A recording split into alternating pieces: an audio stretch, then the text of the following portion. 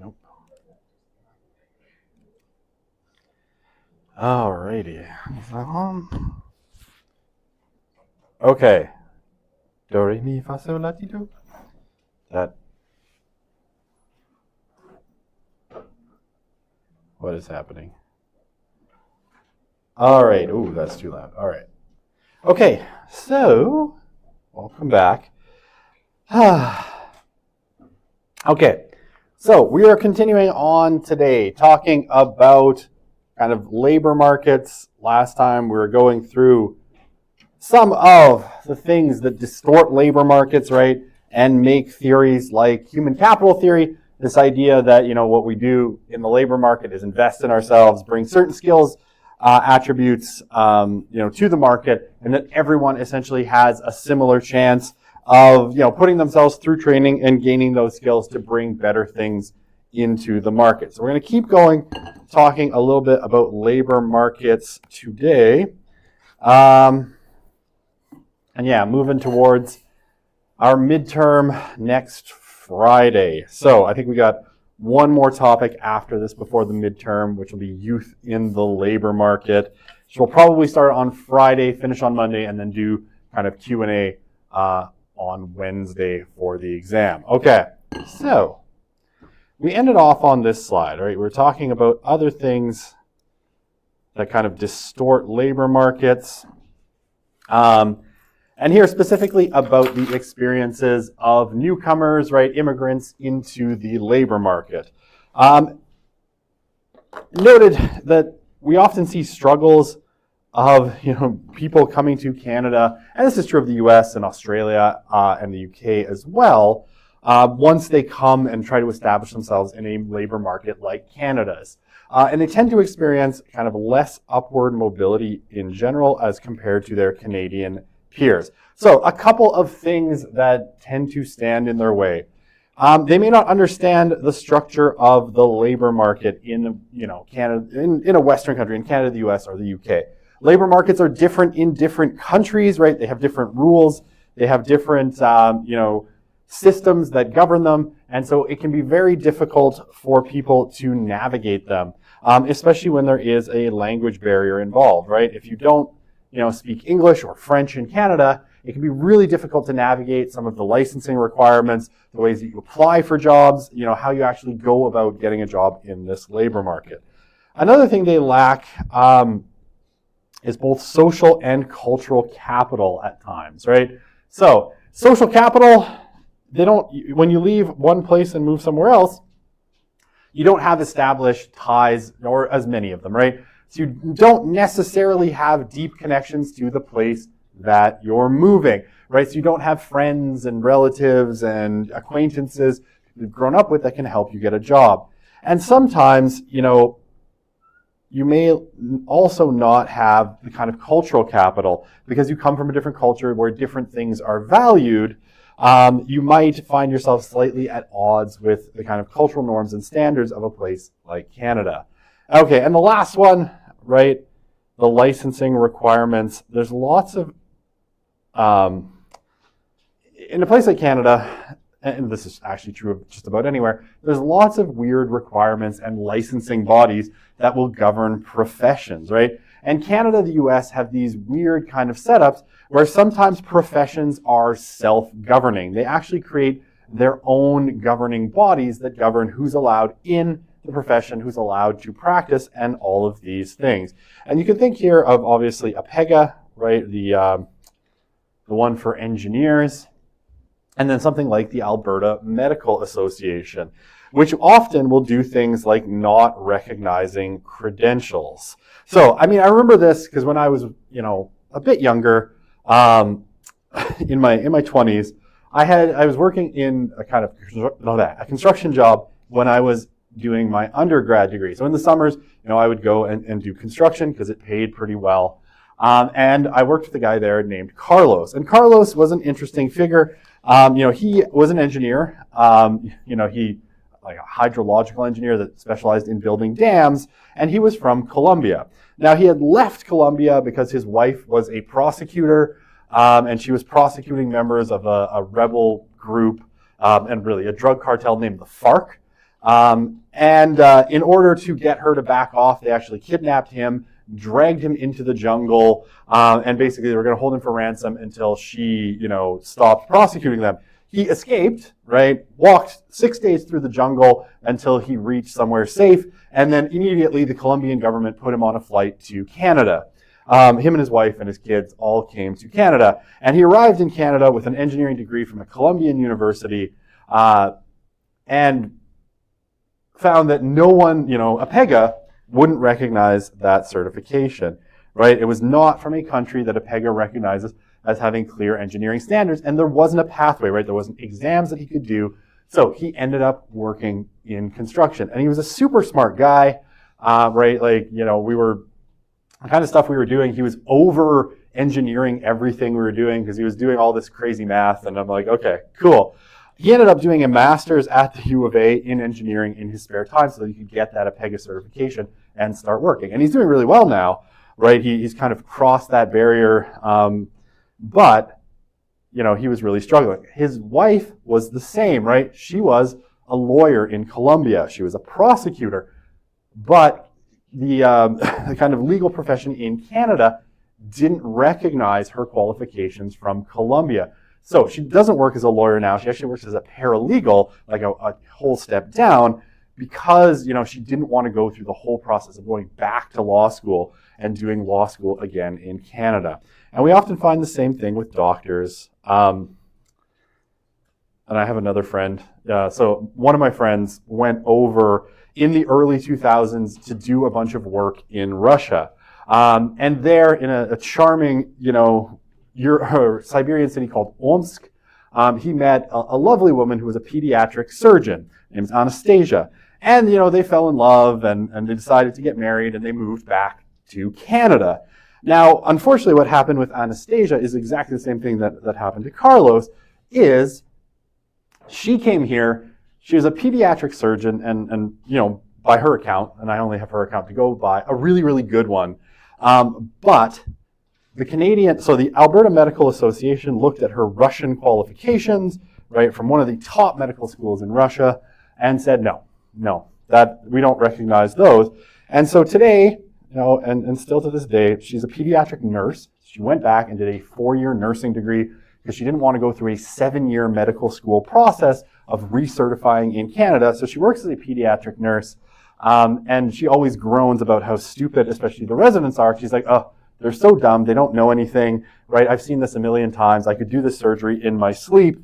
But she now works as a pediatric nurse because the process was just too onerous to get recertified as a pediatric surgeon. So that one, it wasn't just 7 years of medical school. It was then like 3 more years of residency and specialization. And she was like, in her 30s at the time. And she's like, I'm not doing all of this again. So that kind of stuff happens. Okay, I don't know if Well, Australia may... I'm going to play this video, and this, again, it's just another illustration of that same point, this time from Australia. May be desperately short of skilled workers, but it looks like we're wasting the talents of some of our most highly qualified migrants. Driving a taxi has long been an entry profession for new arrivals, but it seems top professionals, including doctors and engineers, end up driving others to their highly paid jobs simply to earn a living. African community leaders have warned of 90% unemployment among migrants because their qualifications are considered worthless in Australia. Abdul Hakim Adus is a chemical engineer from Ethiopia, but in Australia he spends his days behind the wheel of a cab. The door is not open for the migrant as in terms of professionalism. That's why we stuck in the taxi business. And he's not alone among cabbies across the country. Yes, I know some. I know two doctors I know, and too many engineers here working as taxi drivers. You have to start again, and you are family man. You don't have the time to start again. So you start any job you get. Political, business and community leaders have gathered in Melbourne to work out ways the skills of migrants can be better employed. At a time that we hear every day about a skills crisis facing the country and the shortages in a certain area, we're overlooking a massive wealth of skills and talent that we've got right here in this country. According to the latest census, the unemployment rate among Horn of Africa migrants is 26%, but community leaders say it's not uncommon in some suburbs for up to 9 out of 10 to be out of work. There is a communication breakdown. There is a fence, invisible but very strong and very, very hard one that cannot be passed through. And we need to find a way of getting people who've got skills and qualifications from elsewhere, finding a way of having them more quickly integrating into the Australian system, having those skills recognised. But it's not just migrants coming to Australia with qualifications that are finding it difficult to use them. Those who attain degrees here are also experiencing similar frustrations. Prospective employers demanding local experience. We don't have any experience at all. Yeah, but we need someone to give us opportunity. In a land of opportunity that for many migrants seems yet to be fully explored. Gareth Borum, World News Australia. Okay, so this leads us to a different theory, right? So we've been talking kind of human capital theory and some of the problems with it. We'll talk a little bit here about a different theory, and this is what's called labor market segmentation theory. And labor market segmentation theory basically questions this idea about a single open labor market, right? Suggesting that different industries, different employers basically offer different opportunities and rewards, but also that there's huge restrictions in movement between labor market sectors, right? Things like education, cultural capital, connections, labor market closures that kind of block people from moving around. Okay, so when we think about a labor market segmentation theory, we can kind of split the way it's thought of into two kind of categories, right? So these are kind of similar, but they're distinct ways of thinking about it. So I'm going to draw a big red line here because they are, basically they're different ways of talking about the same kinds of concepts. Okay, so basically what labor market segmentation theory suggests is that the labor market is broken up in particular ways, and often movement between parts of the labor market, right, whether we talk about it as core and periphery or primary and secondary labor markets, ends up being quite difficult. So, all right, so this set of categories, right, core and periphery, these are this is one way, of thinking about how the labor market is sort of divided. Okay, so when we talk about the core sectors, what do we have in the core sectors? Well, typically large, powerful companies and government, right? So think here of, where you would want to work. You maybe companies like Microsoft, Google, maybe Suncor. What's that? Exxon. I was thinking, what's the big American oil company? Exxon, right? Think about really, really big companies, right? The ones that you probably want to work for, those that offer tons of movement, upward mobility in terms of where you can go, how you can use those jobs to then get other jobs or within that sector or that company, or move to other places with the experience you get. Okay, now the core sector, according to this kind of schema, is high productivity and high profit. So it's highly technological, right? They bring in a lot of technology to increase the productivity of workers, right? So that one worker or fewer workers can do more, right? And again, big tech companies are famous for this. Oil companies are famous for this as well. They're always investing tons of money into finding ways of essentially getting more out of the same number of worked hours. Now, this sector tends to be capital intensive, right? oh, the other one you might want to think about here is auto manufacturing. Because auto manufacturing would be here as well. Okay, capital intensive. So it takes a lot of money, right? And I can't remember who it was talking about, I'm blanking on who it was. It was some business guy that I was listening to, and he was talking about, the most difficult segment of the economy to get into, and he basically cited two. And one was automotive manufacturing, and the other one was, aerospace. Like manufacturing aircraft, basically. And why? Well, A, they're incredibly capital intensive, right? To develop a new car company, and I mean, this should put into kind of focus how exceptional it is what Elon Musk did with Tesla, however you feel about him, right? Creating a new car company is really, really difficult because, it's not just designing a great car, it's designing like a dealer network, a way for people to buy them, a parts supply chain, right? All of the things that kind of go into it. It's incredibly capital intensive. So is oil extraction, right? Oil extraction costs a ton of money. Software and software development, they are incredibly expensive, right? Companies like Microsoft, Google, Apple, all of these companies, while they make a lot of money, they also are spending a ton of money all the time developing the next thing. And I mean, if you want to go look at the financial reports with all the tech companies on how much they're spending on AI, right? It's an exceptional amount of money. So they're all really, really capital intensive. And they're more often unionized, or at least they have high wages, right? So this is the core sector of the economy. They're the most important sectors of the economy. Amongst other things, they're also, the parts of the economy that are much more likely to be protected by the state if something goes wrong. So think about all the times that General Motors and Chrysler and Ford have almost gone bankrupt, only to then be bailed out by the government, right? Because they're core to the economy. I guess the other one you might want to put in here is banking. Banking is in here as well. Banking and finance. Okay, now, what is in the periphery according to this kind of schema? Well, typically smaller, more competitive firms and self-employment, right? So, smaller, less profitable, less productivity, and typically labor intensive rather than capital intensive, right? It's people working really, really hard, doing a lot of labor to generate, they might not have a lot of capital to invest. They generate all of the wealth and energy from labor, right? From actual people working really hard. And here you can think of our,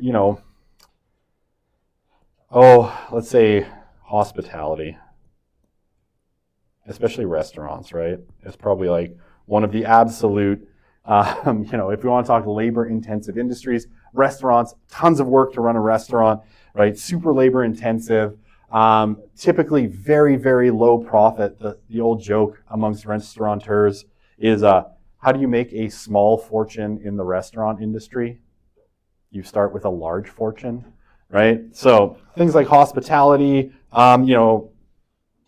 childcare, these sorts of things, right? Very labor intensive, often self-employed, very infrequently unionized, or even things like trades would fall into the kind of this as well. Things like, plumbing and welding, carpentry, right, are all kind of here. Very, very labor intensive, typically small firms, and very seldom unionized. Okay, so that's one way of kind of thinking about how the labor market is segmented. It's segmented in kind of core industries and peripheral sectors, right? And if you want to talk the periphery, right, if a small plumbing business in Edmonton is about to go bankrupt, there's absolutely no way you can expect a government bailout in the way that you would of, say, a bank or something like General Motors.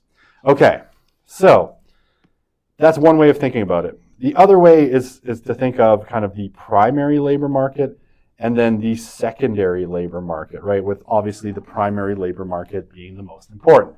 And again, you have similar things in these categories, right? But typically if we're talking about, and you would see similar things, right? Like banking, tech, oil and gas, automotive and aerospace manufacturing.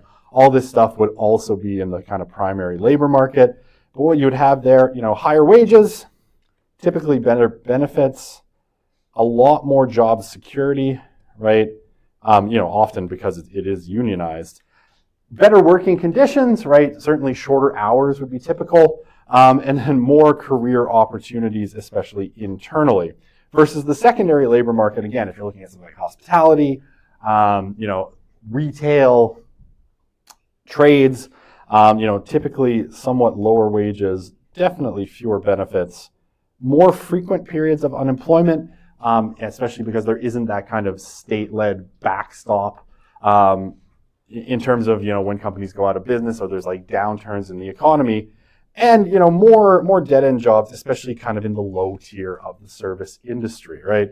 And working conditions that are certainly less comfortable for the most part. Okay. Sorry. So that. Hopefully that all makes sense. I haven't seen a question slide in a second.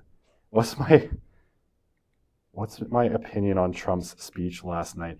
Okay, I have to admit, I watched about 10 minutes of it and got completely bored because he was just rambling on, and it's like, this kid had brain cancer and we made him a Secret Service agent, and I'm like, okay, I don't care. So I still have to go back and listen to other people tell me what my opinion should be, honestly, because I'm just like, I can't even with that guy. Like, I did hear some American commentators like, that was a masterful speech, and I was like, really? It was kind of low energy and rambly for me in the part I watched, and I kind of tuned it out. So hopefully he didn't announce that he's invading Canada, or I probably wouldn't have showed up to work this morning. But your driving instructor was from Nigeria. So I'll tell you my opinion once someone tells me what it should be. Maybe I'll tune into CBC's Power and Politics later to find out what my opinion is. Okay, so another kind of way that labor markets are segmented is by what's called internal labor markets. Okay, so typically we see this in the primary or core sectors of the economy, right? When we talk about this kind of split. Now, what internal labor markets are basically are employment opportunities within firms or organizations, right? And they distort labor markets in a very particular way. Because most, if we talk about things like government, if we talk about, most, big tech firms, right, or big firms in general, they all have these kind of internal labor markets where jobs will typically get posted internally before they get posted, and if they don't find anybody, then they'll post them externally, but mostly they're trying to look for people within the organization. Okay, now it's beneficial for employers, obviously, because you get to keep your most skilled workers, right? If people know there's upwards mobility in their jobs, right, and they could move up the kind of ladder, they're more likely to stick around in a job, rather than looking around for somewhere else to work. For employees, right, for workers, it's good because you get job security and career opportunities without having to endure periods of unemployment, right? You can, stay at, let's say Suncor. You're working at Suncor. You can kind of work your way up the corporate ladder at Suncor rather than, quitting your job to go look for another job, right? Having periods of unemployment or searching. You can kind of keep doing your job while you kind of work your way up the ladder. So that is where it's good. That said, right, it can be really difficult to get into these companies, right? Even if, say, you had the skill or to work at Microsoft or Oracle or Google, because they have these really developed internal labor markets, it can be hard for outsiders to get in. It also, potentially from I'm speaking too fast. From the perspective of the employer, it also sometimes creates weird distortions within corporations to some extent, right? Sometimes it can lead to levels of groupthink, right? Having people who are like so long within a company that they've become accustomed to the culture, sometimes they don't see other ways of doing things. And I know that this was something that happened to Microsoft in the 90s and 2000s. Microsoft became very insular. Like, they had these really developed internal promotion schemes. And so the same people kept getting promoted up the chain, higher and higher in the company. But they had developed all of these bad habits from when Microsoft was completely dominant. So when like Google and Android and stuff came around, they were totally unprepared for how to deal with it. They just had lost that kind of innovative, quick-moving way of thinking that startups have. So sometimes internal labor markets create that problem. They get to be a little bit insular. Okay. So entry-level jobs, right, are sometimes ways of accessing the internal labor markets, right? Trying to get like a base-level job at a company like an oil company or a tech company, right, can often be your kind of way of getting in so you can then move up that corporate ladder. And they typically have very defined kind of bureaucratic, mobility chains. Now, internal labor markets are great for employers in a lot of cases. They're great for workers, but it does make it really, really hard for outsiders to get into those spaces, right? It can close, especially at the upper echelons. In some ways, even really skilled workers can be cut out of jobs that are in internal labor markets because they're being held essentially for employees within the company. So they can distort labor markets a little bit, right? And if you remember, human capital theory sort of assumes that labor markets are transparent. Everyone gets access to the jobs that they have the skills to do.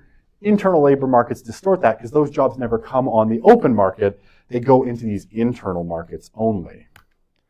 Okay.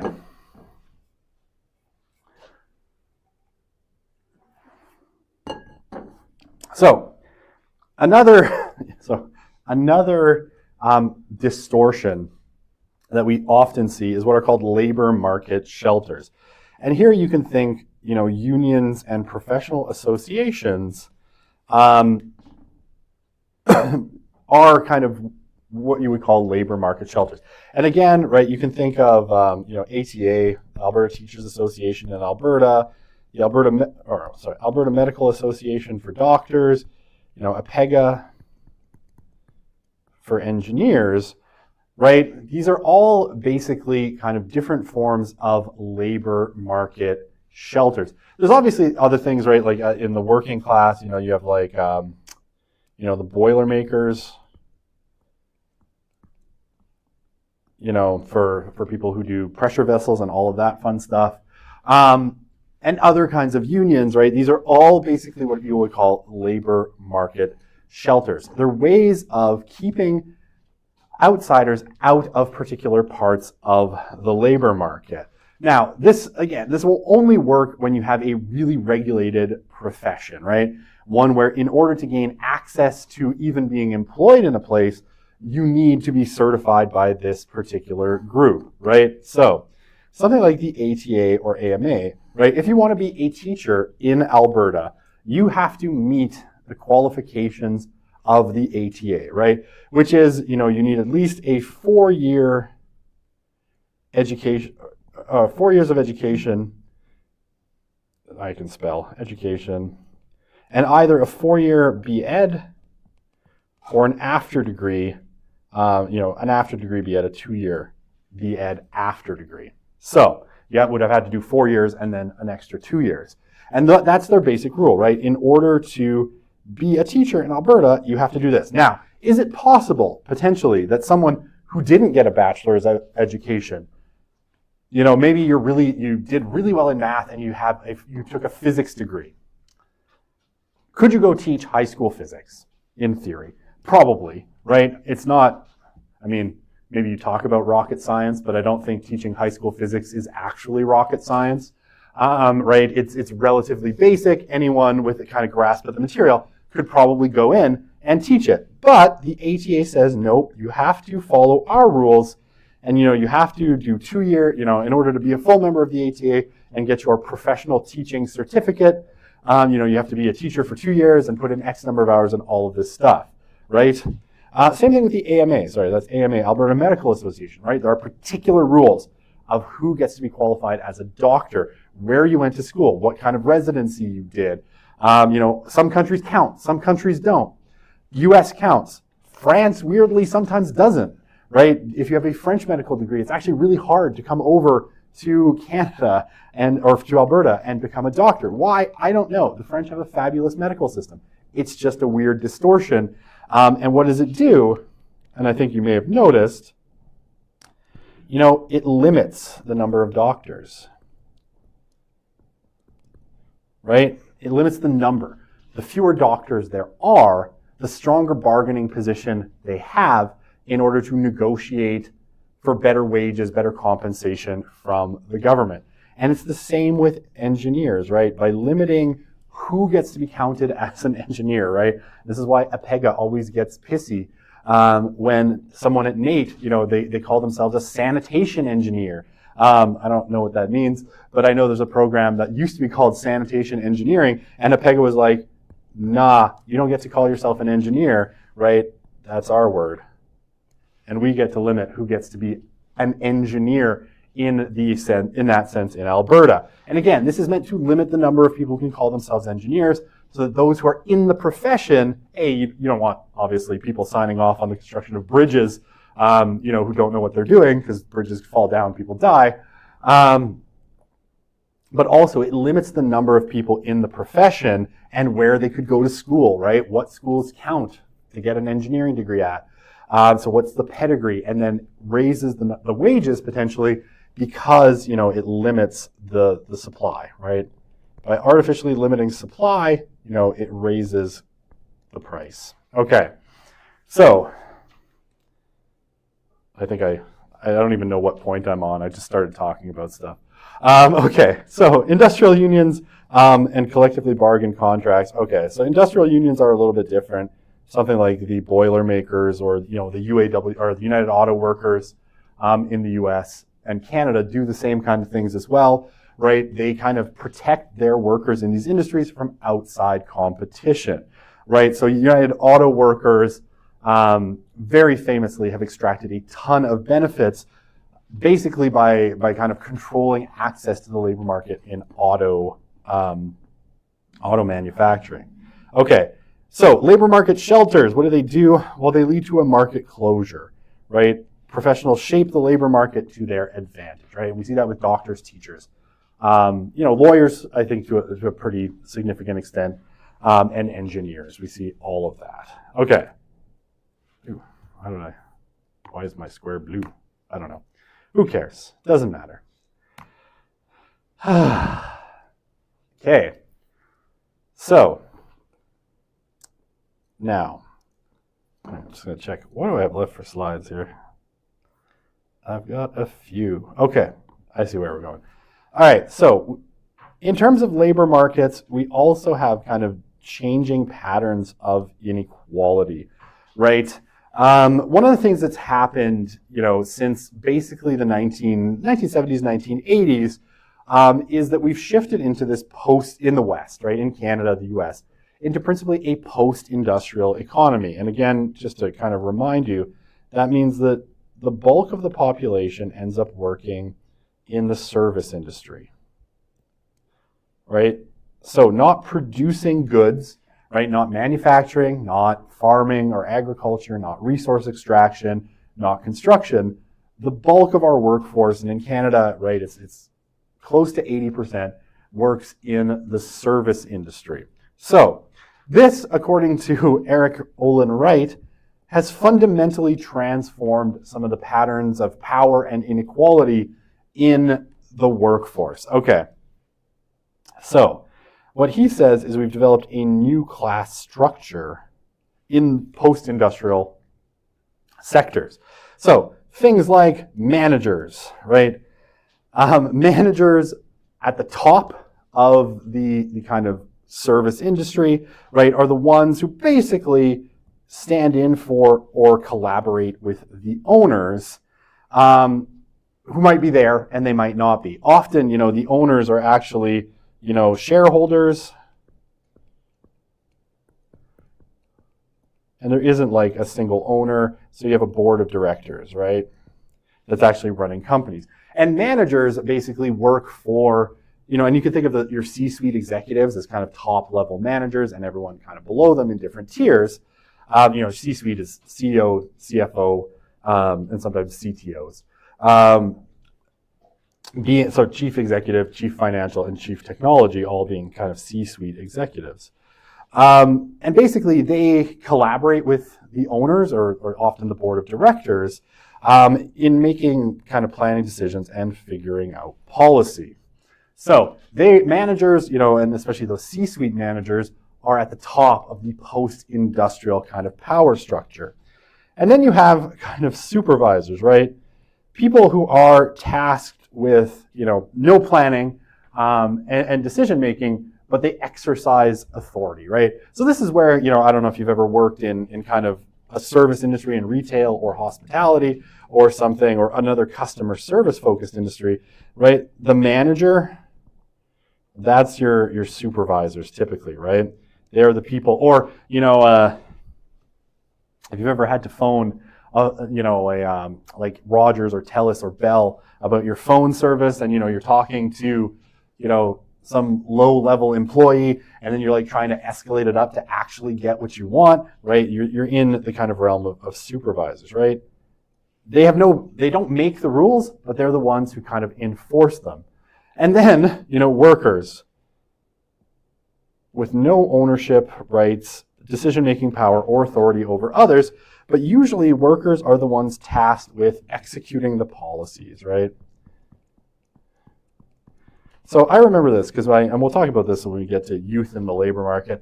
My first job out of university was a bad one. I worked for a couple of years at a enterprise rent-a-car. I think I've told you before. Not a nice place to work. I'll put it that way. And one of the things where I can really relate to this is I was right here. Okay, I guess eventually I moved into, I was an assistant manager for a while.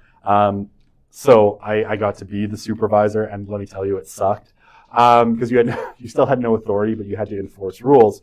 But worker, being just kind of a worker, you had to deal with a lot of things, right? And weird policies that the company had, and you were on the front line of basically enforcing those policies. So things like, and I know it seems obvious, but in order to rent a car, you had to have, you had to be over a certain age for certain kinds of vehicles, and you had to have a credit card, right? So people would come in and they'd be like, oh, I just have this prepaid card. And it's like, yeah, that's not going to work. Well, why? It's a MasterCard. Yeah, but it's not a revolving line of credit. Our company policies, you need blah, blah, blah, blah, blah. And you'd have to enforce these policies, right? Or no smoking rules, or, when things got damaged, you were the one right there that had to be like, look, this scratch wasn't here when you left. We have pictures, so you're going to have to pay for that damage. And you were that frontline employee that had to deal with that, right? And you were enforcing the rules that were made up here, right, by the managers of the company that had all of the rules, but the managers weren't the ones, dealing with the customers. It was you. And then eventually, you had to maybe get your supervisors, or for a while I was the supervisor, and let me tell you, that really sucked. Did not enjoy being an assistant manager. But you have these different tiers, right? And workers basically are the lowest tier. They're the ones who take all of the flack. They get the lowest pay, the lowest rewards, and often the most stressful and difficult parts of the job. Okay, and then you have this other category. I'm going to circle this in a different color so you know it's different from the others. Semi-autonomous workers. And this is sort of a category where when we talk about job satisfaction right at the end of the course, this is kind of a happy place in the post-industrial class structure. People who are, basically relatively free to control their own work and relatively free of managers, right? And let me tell you, as what I would call today, I would put myself in this class, right? Professor would be a semi-autonomous worker. It's actually pretty great. If you can get yourself a semi-autonomous worker type of job, let me tell you, they are wonderful. This is why everybody wants to work from home, right? So I still have bosses, right? I still have, the chair of the department that I am technically beholden to, right? They tell me what I'm teaching. They tell me what I have to do. If I do something wrong, right, I'm accountable to them. However, one of the great things about being a semi-autonomous worker is as long as I'm doing my job, right? So if I have to teach these classes, I have to mark things, I have to communicate with students. As long as I'm doing that, nobody cares where I am. I have never had to check a time card or prove that I was on campus ever. There's nobody ever looking over my shoulder as a semi-autonomous worker. So you know, there are rules as to what I have to do, but as long as what I do them, you know, I very seldom have to deal with management. I have a lot of control over my work, right? If I want to, you know, do my class prep at 11 o'clock at night, I do it at 11 o'clock at night, and I frequently have. So this is the sort of happy place. All right. Okay, so how am I doing for time? Not too bad. Labor market polarization. So we talk about labor market polarization. Increasingly what we see in the economy is, you know, there's relatively few people in the kind of what we would call good jobs, right? Those well-paying permanent full-time jobs with great benefits, and a growing kind of, you know, if we talk about our non-standard, let's put non-standard.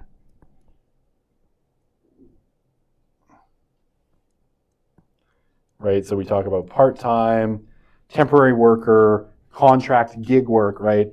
This is a growing percentage of the economy, right? So we see increasingly the labor market becoming polarized with fewer of these types of jobs, right? And more jobs that are here, non-standard, and increasingly more that are precarious, right? Where you don't know if you're going to be employed long term. And this is what we would call labor market polarization, right? We've moved to less of this, more of this, a lot more of that. And, you know, if we're talking about Canada, a lot more temporary foreign workers in the labor market, right? And those are incredibly precarious. And I guess we talked about temporary foreign workers. I don't need to talk about it again. But these are incredibly precarious types of jobs that are rife for abuse. So, you know, we see growing polarization where some people have really great jobs, but that percentage of the population is declining. Okay. So income inequality is rising. Sorry, I laughed at my own cartoon. I don't know why. I put this cartoon here and it made me laugh. You know, the rest of us, you know, and our rising wages, that's been busted since the 70s. Okay, so when we talk about rising income inequality, this has been the case really since the 1970s for most people, is that wages, you know, up to kind of the 1970s, right, from the post-war period, right, so 1945 to about 1970, maybe 1973, wages grew faster than the cost of living, right? Much faster. So the post-war period is actually a weird historical abnormality, right? This period from 1945 to 1970 had the lowest income inequality between kind of the average person and the wealthiest person in kind of Western societies of any time in history, right? It was a really, really happy place for everyone. Workers were getting paid really well. You know, owners were still making big profits, but the disparity between them wasn't as big. However, since the 80s or 90s, wages have been rising, but at a slower rate than the cost of living. And certainly in the post-COVID era, right, since about 2022, wages have been growing much slower than the rate of inflation and the rise in the cost of living. You might have noticed, right? Your food costs more, your rent or your mortgages all cost more. And so, you know, people get paid more, but their purchasing power overall has declined. And this is actually, you know, with a lot of things still being a lot cheaper than they used to be, right? If you look at electronics, you know, things like the price of a TV hasn't gone up, it's actually gone down.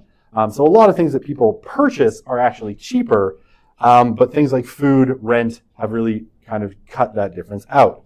Now, the top quarter of society, right, the top quartile, that top 25%, has generally done pretty well. So your goal as people, right, and why you're here and why you're, you know, going into what would be considered a pretty high status profession is you want to be in that top quartile, right, of society, right, the top quarter of earners.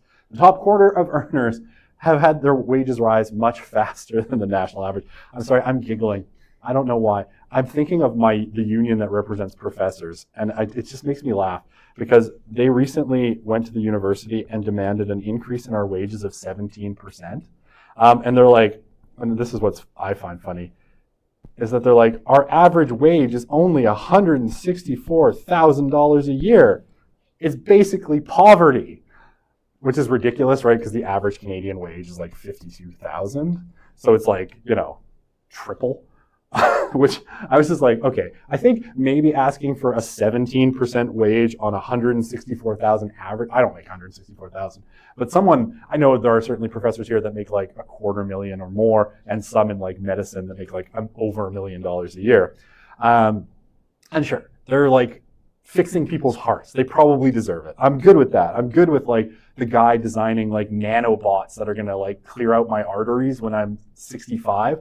Getting $1 million a year. I have no complaints. But I do think it's a little funny that our union is like, we barely make any money. It's like, wow, that actually seems like quite a bit of money. And that's just the average, right? Which means there's a lot of people above it. So anyway, that's why I'm giggling, right? When I'm like, these people are definitely in the top quartile, but they do not seem to recognize their top quartiliness, which is kind of hilarious. Okay. And honestly, like when you hang out with professors all the time, they bitch about their wages all the time.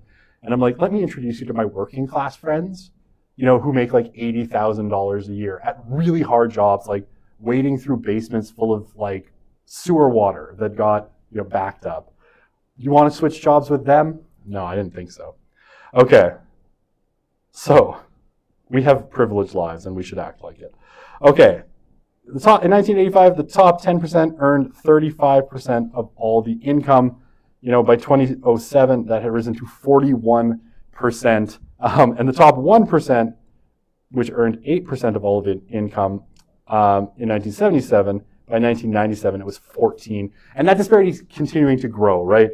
We see income inequality getting considerably worse over time. And this is genuinely leading to some social problems. Okay, I have 1 minute left, so I'm going to stop there. We'll finish, I think I've got like just a couple of slides. Oh, I'll answer this next time. But the answer is yes, by the way. I'll tell you why next time. But yeah, let's leave it there. We'll come back. We'll finish this on Friday. We'll start youth in the labor market. And we should be good to kind of get ourselves set up for the midterm on Friday. It'll be great. All right, we will see you then. Okay.